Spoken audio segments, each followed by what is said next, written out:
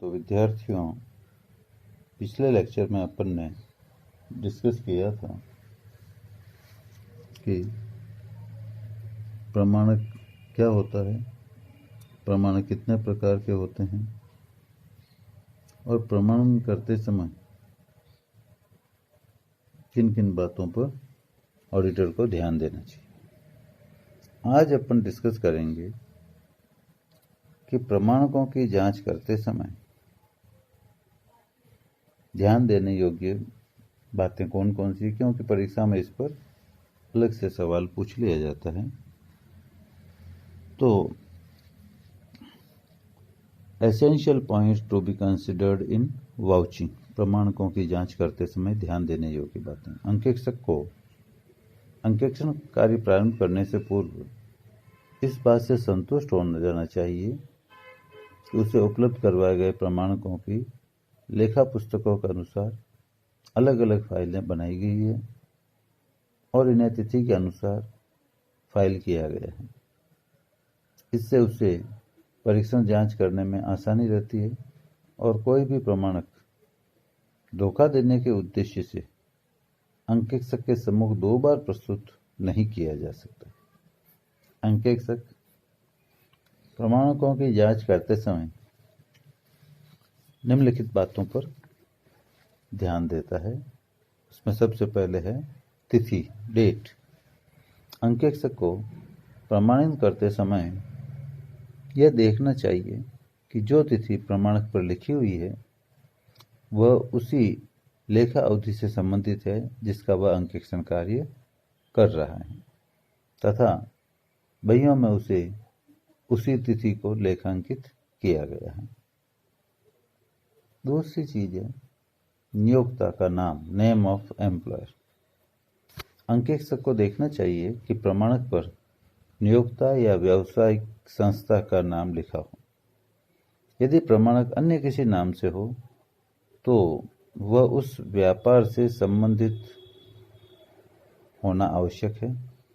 यदि प्रमाणक व्यापारी के व्यक्तिगत नाम से है तो उसे आहरण खाते में लिखा जाना चाहिए, क्योंकि यह व्यापार का खर्चा नहीं माना जाता है। तीसरा है व्यापार से संबंधित, रिलेटेड टू बिजनेस। अंकेक्षक को प्रमाणक में लिखा हुआ विवरण देखकर यह पता लगाना चाहिए कि उसका संबंध व्यापार से है या नहीं है। यदि कपड़े का व्यापार है और घी, तेल या अन्य खाने पीने की वस्तुएं की डिटेल प्रमाणक में लिखी हुई है तो उसके औचित्य का पता लगाना आवश्यक है कि ऐसा क्यों है।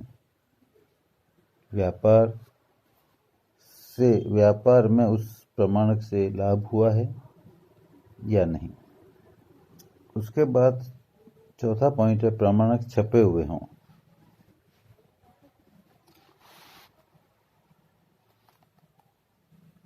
छपे हुए जो प्रमाणक होते हैं वे ज़्यादा विश्वसनीय होते हैं, हाथ से लिखे हुए कम विश्वसनीय होते हैं। इसलिए जहाँ तक संभव हो छपे हुए प्रमाणक ही प्रयोग किए जाने चाहिए। इसके बाद 5वां पॉइंट है प्रमाणकों पर क्रम संख्या हो, वाउचर विथ सीरियल नंबर। जिन प्रमाणकों की जांच की जा रही है उन पर क्रम संख्या विद्यमान होना आवश्यक है ताकि यदि उनकी सत्यता पर अंकेक्षक को संदेह हो तो उसकी प्रतिलिपि संबंधित फर्म से आसानी से मंगवाई जा सके। बिना नंबर का नहीं होना चाहिए, संख्या होनी चाहिए बिल पर। छठा बिंदु है हस्ताक्षर। प्रमाणकों पर राशि प्राप्त करने वाले व्यक्ति या फर्म या संस्था के हस्ताक्षर होने चाहिए। इससे प्रमाणक की विश्वसनीयता बढ़ती है। प्रमाणक में लिखित किसी तथ्य के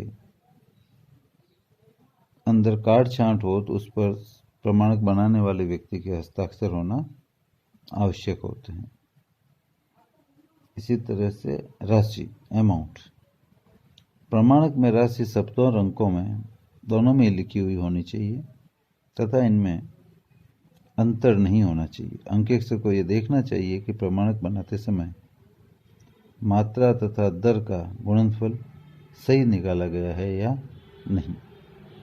उसके बाद रसीदी टिकट या रेवेन्यू स्टाम्प। अंकेक्षक को प्रमाणन करते समय यह भी देखना आवश्यक है कि यदि कोई भुगतान 5,000 रुपये से अधिक का है तो उस पर रेवेन्यू स्टाम्प लगा हुआ हो। फिर होता है अधिकृतता ऑथराइजेशन। अंकेक्षक को देखना चाहिए कि प्रमाणक उचित अधिकारी के द्वारा प्रमाणित या अधिकृत है या नहीं। अधिकारी ने जितनी राशि चुकाने का लिखकर अपना हस्ताक्षर किए हैं उससे अधिक भुगतान नहीं होना चाहिए। उसके बाद है 10वां पॉइंट, विवरण का मिलान, रिकंसिलिएशन ऑफ स्टेटमेंट। अंकेक्षक को देखना चाहिए कि जो विवरण प्रमाणक में लिखा है, वाउचर में लिखा है, वही पुस्तकों में लिखा गया है या नहीं। विवरण के आधार पर ही मदों का विभाजन पूंजीगत और आगमगत में किया जाता है, इसलिए इसका ध्यान रखना आवश्यक है। फिर है एक ही समय में जांच करना, चेकिंग इन वन सिटिंग। अंकेक्षक को अंकेक्षण करते समय यह भी ध्यान रखना आवश्यक है कि एक प्रकार के खर्चों के प्रमाणक एक ही बैठक में जांच लिए जाएं। इससे कार्य में तारतम्यता बनी रहती है और अशुद्धि और कपट भी आसानी से पकड़े जाते हैं, क्योंकि एक तरह का वाउचर यदि बार बार आता है या डुप्लीकेट उसका आ जाता है और ओरिजिनल भी उसका ही आया हुआ है, फट पकड़ में आ जाएगा। इसके बाद अगला पॉइंट है 12वां, नियमों और उपनियमों का ज्ञान, knowledge of rules and regulations. अंकेक्षक को अंकेक्षण कार्य करते समय संबंधित संस्था के नियमों, उपनियमों, मतलब कंपनी है तो कंपनी अधिनियम, उसके अंतर नियम, सीमा नियम आदि की जानकारी, इसी तरह से आयकर अधिनियम, भविष्य निधि अधिनियम, पार्टनरशिप फर्म है तो साझेदारी अधिनियम, पार्टनरशिप डीड, और कोई दूसरी संस्था है तो उससे संबंधित अधिनियमों की जानकारी होना आवश्यक है। उनको ध्यान में रखते हुए संबंधित लेखे उनके प्रावधानों के अनुसार वाउचर बनाए गए हैं या नहीं, इसकी भी जानकारी होना आवश्यक है। नहीं तो वाउचर गलत बनाए तो आपको पता नहीं लग पाएगा। उसके बाद है गणना की जांच, चेकिंग ऑफ कैलकुलेशन। अंकेक्षक को प्रमाणन करते समय प्रमाणक में लिखी विभिन्न मदों की जोड़ों की भी जांच करनी चाहिए। यदि प्रमाणक एक से अधिक पृष्ठों में है तो प्रथम प्रमाणक की जोड़ दूसरे प्रमाणक में सही राशि से हस्तांतरित की गई है या नहीं, इसकी भी जांच करनी चाहिए। और अंकेक्षक को जहाँ तक संभव हो मात्रा और दरों, मतलब क्वांटिटी और रेट्स का गुणनफल करके भी जांच करनी चाहिए, कहीं गलत तो जोड़ नहीं कर दी गई है। उसके बाद अगला पॉइंट है पत्र व्यवहार, कॉरस्पॉन्डेंस। अंकेक्षक को किसी प्रमाणक के नष्ट हो जाने या कटे फटे होने के कारण कोई सूचना समझ में नहीं आ रही हो या अंकेक्षक को प्रमाणक पर संदेह हो तो संबंधित पक्षकार से पत्र व्यवहार करके सही सूचना प्राप्त कर सकता है। उसके बाद है प्रमाणकों का कटा फटा न होना, वाउचर्स आर नॉट टर्न्ड। तो यदि कोई प्रमाणक विकृत या कटा फटा है जिससे प्रमाणन कार्य करने में बाधा आ रही है तो नियोक्ता से कहकर दूसरी प्रतिलिपि डुप्लीकेट वाउचर मंगाकर फिर प्रमाणन करना चाहिए, क्योंकि अमाउंट सही नहीं दिख रहा हो या मात्रा सही नहीं दिख रही हो या विवरण भी सही नहीं दिख रहा हो तो उससे कन्फ्यूजन की स्थिति हो जाती है और यदि गलत लेखांकन हो गया तो उत्तरदायी भी ठहराया जा सकता है। फिर अगला पॉइंट है जांचे गए प्रमाणकों पर चिन्ह लगाना, मार्किंग ऑन चेक्ड वाउचर्स। प्रमाणन कार्य करते समय अंकेक्षक जिन जिन प्रमाणकों की जांच कर लेता है उन पर चिन्ह लगाकर अपना हस्ताक्षर कर देने चाहिए।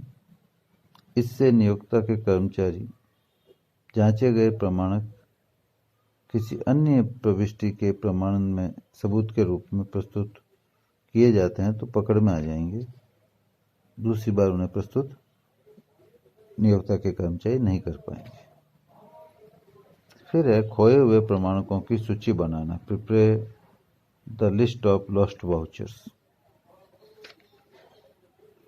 अंकेक्षक को प्रमाणन कार्य करते समय जो प्रमाणक फाइल में नहीं मिले उनकी सूची बनाकर नियोक्ता को दे देनी चाहिए ताकि उन्हें ढूंढकर या अन्य प्रमाणक मंगवाकर संबंधित मदों का प्रमाणन करवाया जा सकेगा।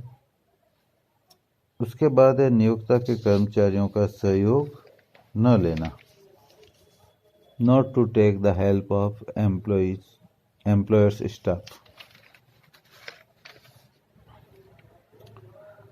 प्रमाणन कार्य में नियोक्ता के कर्मचारियों का सहयोग नहीं लेना चाहिए क्योंकि इससे इन कर्मचारियों को प्रमाणन प्रक्रिया का ज्ञान हो जाता है और उनको अंकेक्षक की कमजोरियों का भी पता लग जाता है जिससे वे छल कपट कर सकते हैं।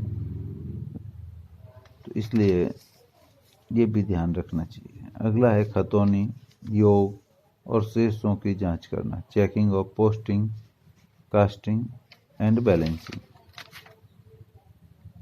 प्रमाणकों से प्रारंभिक लेखा पुस्तकों में की गई प्रविष्टियों की जांच करने के पश्चात संबंधित पुस्तकों की मदों की उपजोड़ों, सब टोटल्स की जोड़ भी करनी चाहिए, पुस्तकों की जोड़ें भी करनी चाहिए, ब्रॉडफोर्ड कैरीफोर्ड आगे ले जाई गई जोड़े हैं उनकी भी जांच करनी चाहिए, खतौनी की भी जांच करनी चाहिए और जो बैलेंस निकाले गए हैं उनकी भी जांच करनी चाहिए, कहीं गलती तो नहीं हुई है।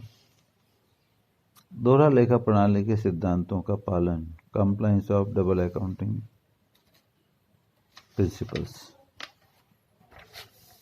प्रमाणन करते समय यह भी देखना चाहिए कि लेखांकन करते समय दोहरा लेखा प्रणाली के सिद्धांतों का कठोरता से पालन किया गया है या नहीं, अन्यथा लेखांकन सही परिणाम प्रदर्शित नहीं करेगा। उसके बाद लास्ट आता है परीक्षण, जांच, टेस्ट चेकिंग। अंकेक्षक को यह आभास हो रहा हो कि संस्था के व्यवहार बहुत अधिक है और आंतरिक निरीक्षण की प्रणाली संस्था में संतोषजनक है तो वह प्रमाणन कार्य में परीक्षण जांच का सहारा ले सकता है। व्यापार बड़ा और प्रमाणक अधिक मात्रा में होने पर अंकेक्षक परीक्षण जांच का सहारा लेता है, परंतु छोटा व्यापार और व्यवहार कम होने पर समस्त प्रमाणकों की जांच करनी उचित मानी जाती है। इसके बाद अपन डिस्कस करेंगे रोकड़ी व्यवहारों का प्रमाणन, वाउचिंग ऑफ कैश ट्रांजैक्शंस। रोकड़ी व्यवहारों का रोकड़ बही से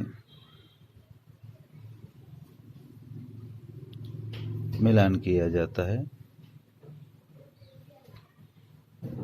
और जो भी कैश ट्रांजैक्शंस होते हैं, रोकड़ व्यवहार होते हैं, उनका लेखा रोकड़ बही में होता है।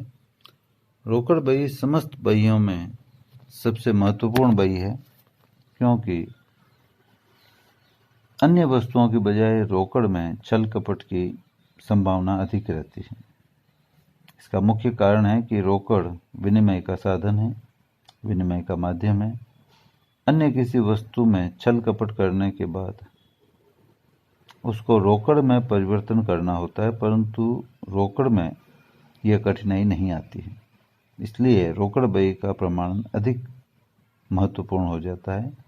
रोकड़ बही में दो पक्ष होते हैं, बाईं तरफ प्राप्ति पक्ष होता है और दाहिनी तरफ भुगतान पक्ष होता है। भुगतान पक्ष की तुलना में प्राप्ति पक्ष का प्रमाणन अधिक कठिन होता है। इसके संबंध में जो विद्वान है स्पाइसर और पैगलर महोदय, उनका कथन है कि अंकेक्षण के दृष्टिकोण से प्राप्ति पक्ष की जांच का प्रमाणन कार्य भुगतान पक्ष के प्रमाणन कार्य से अधिक कठिन है, क्योंकि इसमें नियमानुसार केवल अप्रत्यक्ष सबूत ही प्राप्त किए जा सकते हैं।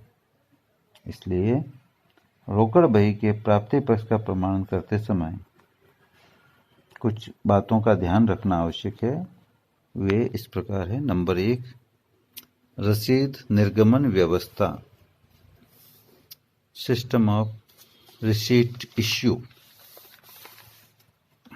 अंकेक्षक को प्राप्ति पक्ष का प्रमाणन करते समय संस्था द्वारा रोकड़ प्राप्ति पर निर्गमित की जाने वाली रसीद व्यवस्था की जांच करनी चाहिए। उसे देखना चाहिए कि रसीदें छपी हुई हो, उन पर क्रम संख्या अंकित हो, रसीदें प्रतिपर्ण मतलब काउंटर फाइल वाली हो तथा रसीदों पर अधिकृत व्यक्ति के हस्ताक्षर हो। चालू रसीद के अतिरिक्त शेष रसीदें जो बिना प्रयुक्त हुई है उन्हें जिम्मेदार व्यक्ति के पास रखना चाहिए। रसीद बुकों का पूरा हिसाब रखा जाना चाहिए। जिन रसीदों को रद्द किया जाता है उनकी मूल प्रति और प्रतिपर्ण दोनों ही विद्यमान होने चाहिए और जो रसीद रद्द हो गई उस पर उचित अधिकारी के हस्ताक्षर होना भी आवश्यक है। रोकड़ बही में लेखा करते समय प्रतिपर्ण पर काउंटर फाइल पर रोकड़ बही की वह पृष्ठ संख्या लिखी होनी चाहिए जिस पर उस रसीद का लेखा किया गया है। नंबर 2 है बैंक में रोकड़ जमा कराने की व्यवस्था, system of cash deposit in bank. इसकी भी जानकारी प्राप्त करनी होती है। व्यवसाय में ऐसी व्यवस्था हो कि प्रतिदिन की रोकड़ बैंक में जमा करवाने भेज दी जाए। अंकेक्षक को देखना चाहिए कि रोकड़ नियमित रूप से बैंक में जमा हो रही है या नहीं। इसके लिए उसे बैंक की जमा पर्ची से रोकड़ बही का मिलान करने के साथ साथ उसे बैंक की पासबुक और रोकड़ बही की प्रविष्टियों का भी तिथिवार मिलान करके देखना चाहिए, ताकि कोई रोकड़ समय पर जमा नहीं हुई है तो उसका पता लग जाएगा। तीसरी चीज है कच्ची तथा पक्की रोकड़ बही का मिलान करना, reconciliation of rough cash book and cash book.